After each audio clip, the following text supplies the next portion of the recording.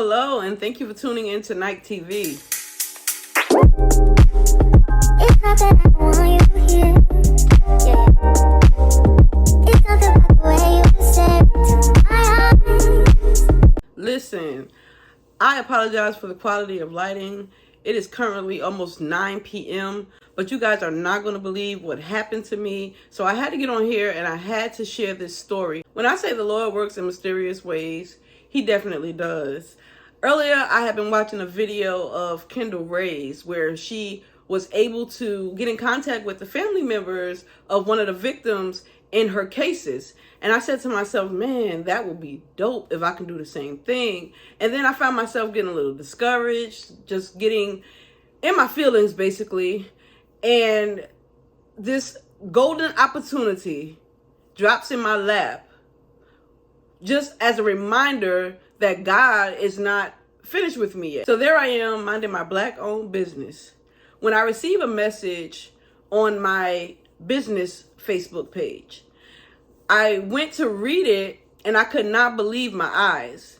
And I'm going to insert it here. You guys can pause to read that if you like. When I say I shot straight up in the bed, that is an understatement. I could not believe that the very thing that I was manifesting just earlier in the day was actually happening to me. It was a message from the cousin of Crystal Faye Todd. And if you guys remember the video I did about Johnnie can register, for some reason that video has been gaining a lot of traction this past week. People have been commenting on it. The majority of the messages that I've received on that business Facebook has been about him. So I'm thinking to myself, like, well, what is the excitement about this case? This happened over 29, 30 years ago. Why is it blowing up the way that it is now? That's why you should never ask why. Little did I know, Big God was working behind the scenes to set up this night. I want to thank Crystal's cousin, and I'm not going to say her name here, and I'm actually going to degrade the quality of her voice when I play the conversation between she and I. We did speak on the phone for about a half hour, and she gave me permission to use the recording in a video. But I did tell her, for her privacy's sake, just to keep the weirdos away, because she has been contacted over the years, and I definitely don't want that to happen to her as a result of anything that I am doing. So I'm going to degrade the quality of her voice. She's going to be identified as the cousin in the video. But she spoke with me regarding the details of this case, and she actually told me some things that I did not know. So it was a very refreshing conversation. It's crazy how you can manifest things and they just happen, and it happens so quickly. I mean, I literally watched this video earlier in the day, and I can show you guys my history. She was speaking with the victim's family, and I said, well, this has to be next level journalism. Like, how do you get in contact with the victim's family and find people that are actually willing to talk to a YouTuber about such a heavy and sensitive topic? And that question was answered for me in a big way. So I want to say thank you so much to the cousin of Crystal Faye Todd for speaking with me, for trusting me with this information. You guys can listen to the full interview here. Just take everything she says as law, because she was there. It's different when you hear things in the media. They're going to add and take away as they decide to, but she has no reason to do that. As a matter of fact, she and Crystal were close. She had spent the night at her house just the day before all of this happened. So that's why it hit me the way that it did. Not just for obvious reasons, but because she actually had a relationship with Crystal. And I am so excited. People have been asking me about an update. He is up for parole next month. We touch on all of that in this interview. So go ahead and listen and let me know your thoughts in the comments. Without further ado, here's that interview, the moment you've all been waiting for. Let's play it. One of her grandfathers, which we are distant cousins, but about 20 minutes in, she starts talking about showing in that video. Okay. I will definitely check that out after we're done. But you were saying he had a history as a youngster? Yeah, when he was younger, he got in some trouble while he was a juvenile. And of course, you know, that didn't follow him because he was a juvenile at the time. But he would call random people in the neighborhood and, like prank calls, and you didn't have caller ID or anything back then, and he would describe to them how he was going to murder them and kill them. And many of them, he explained the exact way that he killed Crystal, ear to ear, disemboweling. He got in trouble with that, and he also got in trouble. He went to Coastal Carolina University and was playing with himself and called some girls over and exposed himself in front of them. My goodness. Yeah, so he had a history, and some of his friends that had went over to the house, like after, the family and everybody had found out, was talking about, well, yeah, now that I think of it, when we went hunting, he used to, one example was, he got a squirrel, it was still alive, and he held it, and he just stabbed it and gutted it open and watched it while it sat there and suffered and died and laughed about it. So the cruelty to animals was definitely there. Yeah. Okay. But yeah, he was, he could walk right in every Sunday. Almost every Sunday we would go to Granny Mamie's, which was Aunt Bonnie Faye's mama. Sorry, just to clarify, you said Aunt Bonnie Faye, that's her mom. So that was your mom's sister or your dad's sister? That was actually my grandma's sister. Oh, your grandmother's sister. Okay. Yeah, my family's, we've always been really, really close. So, yeah, Bonnie Faye and my mom's mom were sisters. Oh, man, okay. But, and every Sunday, like, of course, Bonnie Faye and Crystal, my Aunt Irma and her kids, and my grandma, she has 4 children, so all of us, except for my aunt who lives in North Carolina, we'd always get together on Sundays. But he would stop by and don't have to knock, walk in, have a plate, give everybody a hug, how y'all doing, sit down. Real quiet, real calm, real polite, never think anything. And Crystal were actually best friends then? Yeah. Yeah, they were really good friends. So if this isn't too personal, I did read somewhere on a forum a while back saying that he thought maybe she was pregnant and the baby was his, and that could have been a motive. You know anything about that? I've heard that rumor, but I have never laid eyes on the confession. I have not seen it. I have not seen the letter. But from what we were told in his confession was that he said she agreed to have sex with him, and they went and had sex, and then whenever he got done, she found out he did not use a condom, and she started flipping out and said, if I get pregnant, I'm going to tell everybody that you raped me. Oh, man, okay. And then he said that he just got angry and flipped. And then he just started stabbing her and just kept stabbing her. And whenever he gave his confession, there was certain parts that were never told to the general public. Like, they wouldn't know that he dragged her body from one side of the road and threw her into a ditch. Like, there were certain wounds that only the killer would know, certain things only the killer would know, like her being drugged, Right. But I mean, when he confessed, he put all that in there. I don't know if you've seen this or not, but there's an episode of Forensic Files that speaks to the fact that he put her in a ditch. Now, it doesn't say that he drugged her. It just says that her body was found in a ditch. So you're saying that he actually dragged her there. He killed her in one part of the road. I remember going there right after it happened, and I remember seeing it was mud puddles, but they were filled up with blood. And they were on the right-hand side of the road, and he had drug her from the right-hand side, which you couldn't get to the crime scene, but from the right-hand side of the road to the left-hand side of the road. and he had taken her rings off and threw them, which they ended up finding them. That's how they identified her from her high school rings. Yes. Mm-hmm.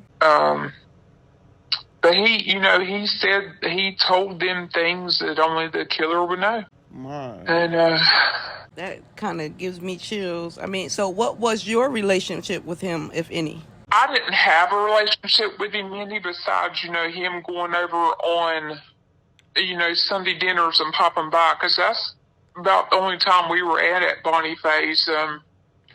I was with Crystal the day before she died. I'd stayed the night that night, and we had spent the day together. We were supposed to go to our Aunt Reva's birthday party that afternoon, but her friend had called her and she was going to a different type of party. Right. So she had dropped me off at my Aunt Lorraine's house, and then I remember Aunt Bonnie Faye calling later that night and said, "Had we anybody seen Crystal?" Mm-hmm. And we were like, "No," because she knew she had dropped me off earlier. And then the next morning we ended up going to Aunt Reva's because my mom had just got back in town from Cherokee, North Carolina. Mm-hmm. And I remember phone ringing and Mama picking up the phone, and all you could hear was like screaming. I'm like, what in the world is going on? This is the old cord phones that was on the wall. Right, not a right. speakerphone. Mm-hmm. And you could actually hear her screaming through the wall phone? Yes. Oh, wow. I was in the living room, she was in the kitchen, and you could hear it. And then Mama was like, what is it? What's wrong? And she was like, it's Crystal. She's dead. She's been murdered. Oh, gosh. And I just remember, we were raised in church and everything, and Crystal was not perfect by any means. Right. None of us are. No. I just remember I remember saying, I wonder if she was saved. I wonder if she was a Christian. I hope she's not in hell. I just remember little things like that going through my head. That long ride home, and I remember whenever we got back to Aunt Bonnie Faye, she was inconsolable, like completely inconsolable. Laying on the floor and talking to the detectives and, almost like they were babies. And, right. And, just completely out of her mind. I remember Ken being there, and, lots of people were there.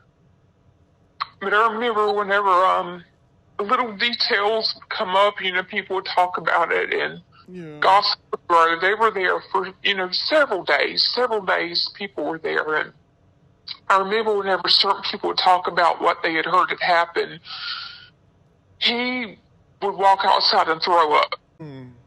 And nobody else would do anything, and that's stuff that sticks in your head after the fact. You're like, well, yes, yes. And then I remember he was always around after that. Have you heard anything? And, of course, Aunt Bonnie Faye gave him any updates that she had. And I remember the day he got DNA tested, we were at a little gas station. Mm-hmm. Owned by Larry Sanders on the corner of 501 and right near Highway 90, and Mama had went inside to get change for $1. She needed some quarters. She used a payphone, and he was in line. He was, I'd seen him. He was over in, you remember they had the porno section. They had the magazines with the black covers on them. Yes. He was buying pornos, and he was in line behind us. Went outside. Mama was calling Daddy on the phone. He walked up, and we were like, "Hey, how are you?" And he was like, "Man, I just gave my DNA. I know they're gonna pin it on me. Mama's like, "Ken, you ain't got to worry about that. We know you ain't did nothing." He said, "I don't know. I think they're gonna pin it on me." Of course, it came back to him.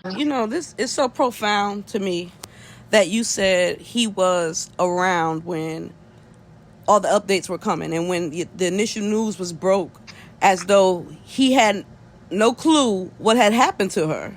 To show up to this girl's family's house as though he had no hand in what had happened to her just it just blows my mind. Yeah, and I don't know if you've seen the video of the funeral or not, but if you'll watch the video, you'll see the pallbearers walk by, and you'll see how all of them just kind of walk by and put a flower on the casket, and he'll walk by and he'll pause and sit there a second, and then he'll move. And I've always wondered, I'm like, what was going through his mind at that moment before he laid that flower in her casket, you know? Or was he admiring his handiwork?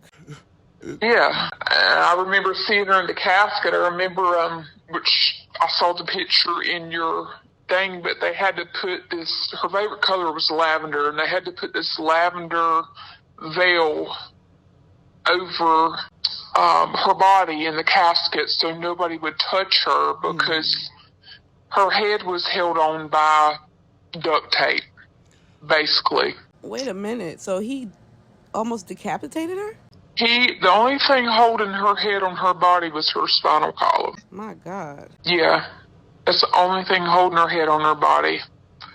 They said that she, one of the blows she received in her brain completely paralyzed her right side. So most of her defense wounds were with her left hand. Her right side was completely paralyzed whenever that knife went in her brain. So she was trying to, fight him off with her left side. I did hear about the defensive wounds. Man, I did not know that element about her being partially decapitated. She really was. Spinal cord is the only thing, and he gutted her just like a deer. Was he into hunting at all that you know of? Yes.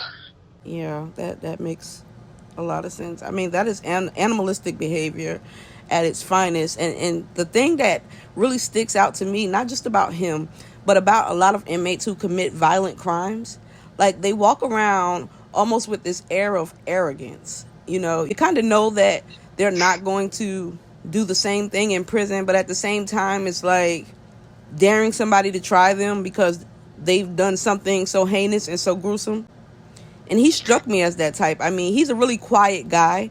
He's always, like you said, yes ma'am, no ma'am. He works in the plant, where they do the license plates and the street signs and everything. I mean, you don't hear a lot from him. And he's also in a controlled environment. He definitely is, and he has a lot of people who've done a lot of worse things than he has around him. So it's something to take into account, but jeez. And I work with the court system. I do criminal warrants. That's what got me into, I was a corrections officer for some time. I worked at J. Ribbon Long for about 5 years. Okay. And that's what, going to the trial every day, going through all that stuff, I remember sitting there, I've always liked to draw, and I remember sketching the judge out and just listening to everything. And I've always leaned towards doing something in the judicial field or law enforcement field, and that's why, Because of your cousin. How old were you when this happened? I was 11 when this happened. Oh, man.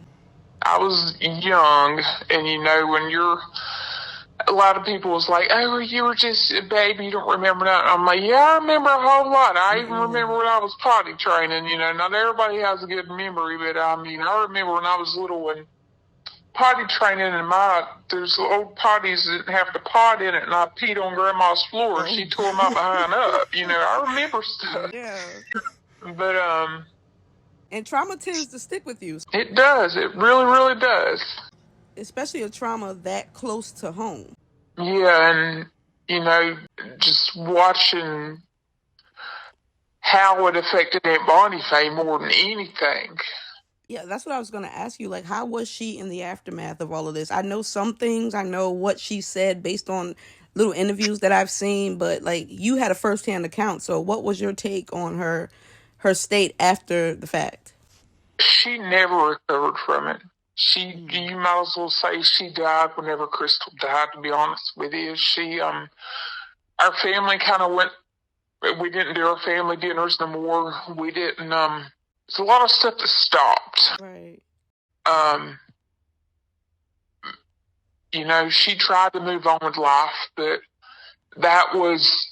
she was so consumed by grief and hate. Yeah. And that's, a big thing. I try to talk to her, before she died, several years before she died, but then a couple of days before she died, I'm like, Aunt Bonnie, you got to forgive him. The Lord says that if you don't forgive your brother for the sins he's done, the Lord ain't going to forgive you. I said, regardless of how evil he is, you have to forgive him. You got to have that peace before you die, and she's told me before she died that, she had made peace and she had forgave him. I'm so glad. I mean, that had to be torture to carry the weight of that. Just watching her, it was awful. It was awful. She never, ever, ever got over it. And it consumed every part of her life. That was her only child, and she had waited so long for a child. Exactly. Yeah, to have something like that to occur. But I'm glad you advised her the way that you did about forgiveness, because that's like drinking poison and expecting kin to die, Exactly. You're killing yourself. Right. She did. She suffered a lot. And people, all over the world, people would write her letters from all over the world, and how they got her address and phone numbers and stuff, I have no idea. People got in contact, make things with Crystal's picture, or crochet things, and people. It's definitely affected a lot of people. Just recently, in the last month or so, I guess, because his parole's coming up, it's been more in the forefront. I feel like, Horry County has grown so much in the past 30 years that all the natives a lot of us moved, a lot of them's dead, and now we're so infiltrated by people from all over the country. It's, people aren't aware, they don't know about it. Absolutely. But I was going to ask also, it's interesting that you brought up the fact that his parole is nearing. How are you guys going to handle that if he is granted parole? It's supposed to be February 9th. And they are doing it via the WebEx. Yeah, that's how we do it now. Well, that's how they do it now. I used to do it, but yeah, they're doing it via WebEx, and of course, they said only one person from the family could speak. We could all gather around the camera if we want to, unless, Horry County changes something due to COVID numbers or whatever before then. But we can be there, but only one family member can speak on behalf of the family. We can't all put our 2 cents in. Like a victim impact statement of sorts. Yes. Yeah. Okay. One speak for the whole. I mean, but it is a possibility. And I've thought about that, because if you go back and look at the original video, someone asked me that question. They told me that he was going to be coming up for parole, which I knew. And do I think that he's going to receive it? And here is my take on that. I do not believe he will, because high profile cases tend to kind of, they're hit or miss. But I don't think he'll get it based on the nature and seriousness of the crime. But I'm also of two minds as far as that is concerned, because there is, of course, the possibility that he will. But, honest to goodness, it just how much the criminal justice system has changed, where it is for the criminal more now than it's ever been versus the victim. Yes, ma'am. It honestly would not surprise me. I see it every day. I work in it. I see what happens. I see victims left behind every single day. Yes, ma'am. And it's really, really sad. But I can tell you, if he does get parole, he will not be able to live in Horry County. Why do you say that? I think, personally, that somebody will get rid of him. Just from people's comments over time, no one specifically or anything, but there's a lot of people out there that are still here that were around then, and I think somebody would probably make sure that he wasn't in Horry County anymore.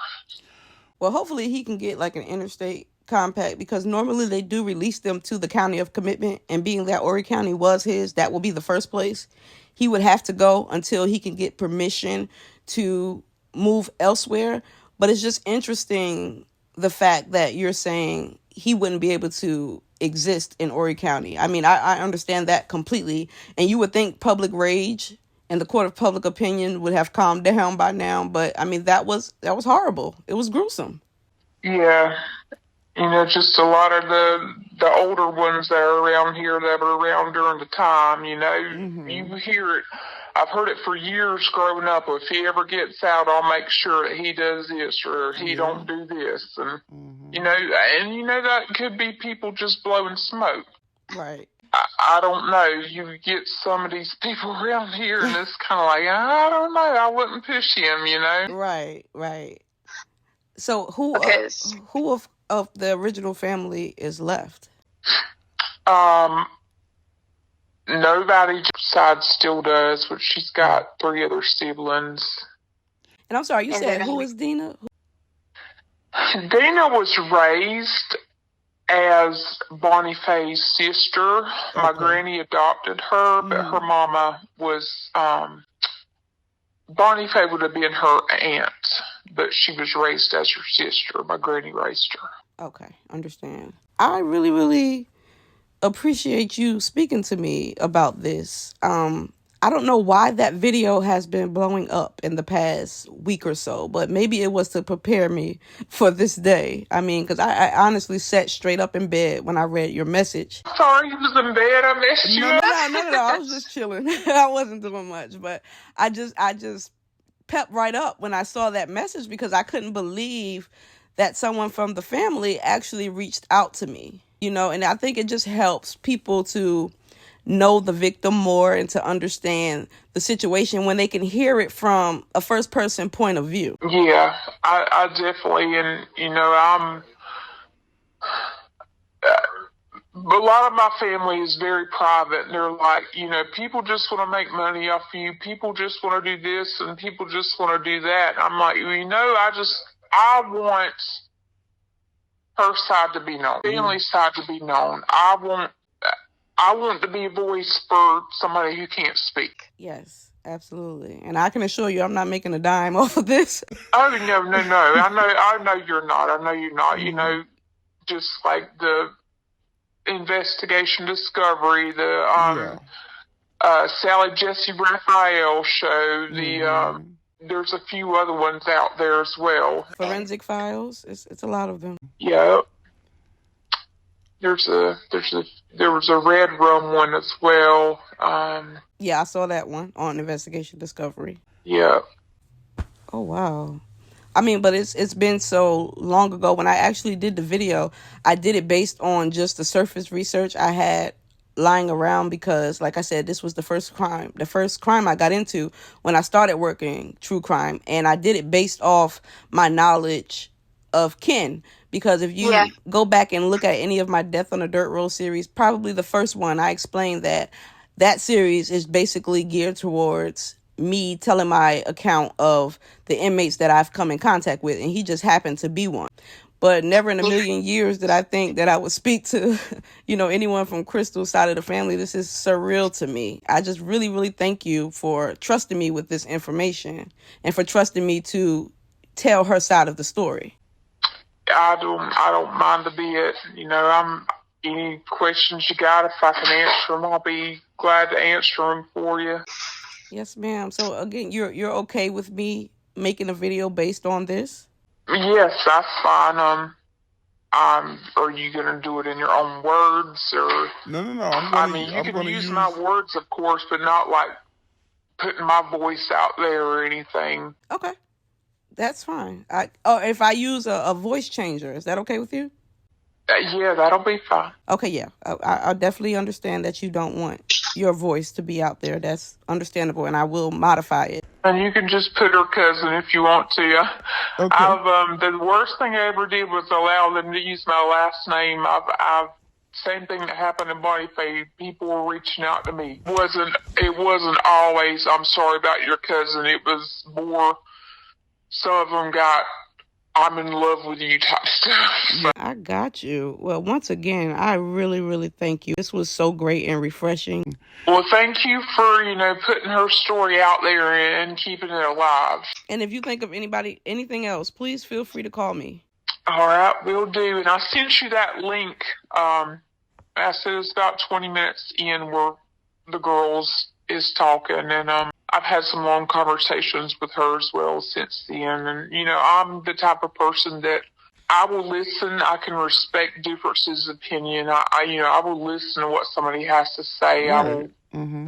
I will agree to disagree. You can learn a lot by listening. Right. But then again, sometimes you've got facts and you know what the facts are and you can't ignore those. And the facts don't lie. Exactly. But yep, thank you for your time and what you do.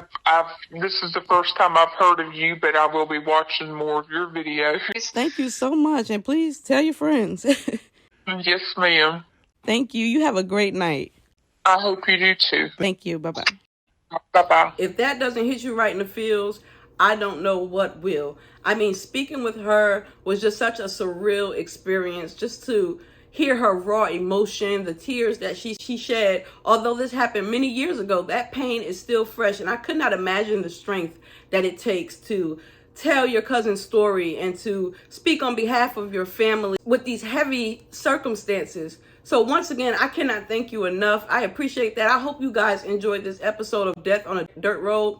It is a unorthodox type of episode, but it's a necessary type of episode. It is not often that we are able to provide updates, and it's not often that we are able to provide addendum. So I feel really blessed to have this opportunity. I'm still shaking from that contact. I wish I could say her name to publicly thank her, but I'm going to respect her privacy, and that's just all I can say on that.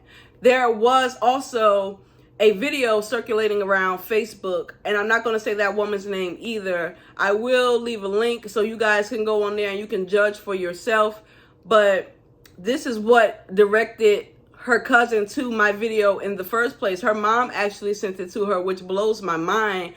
This woman was asserting her own opinion, and it just didn't sit right with the family. And for obvious reasons, I understand that. And once again, I thank you guys for trusting me with that information. I'm glad that my video was able to be factual and impartial. It was not biased in any way. I am not placing blame or guilt on anyone. I'm just simply going by the facts. So I hope you guys enjoyed this episode. I'll definitely see you in the next one. Thank you so much for tuning in to Night TV. Have a blessed one.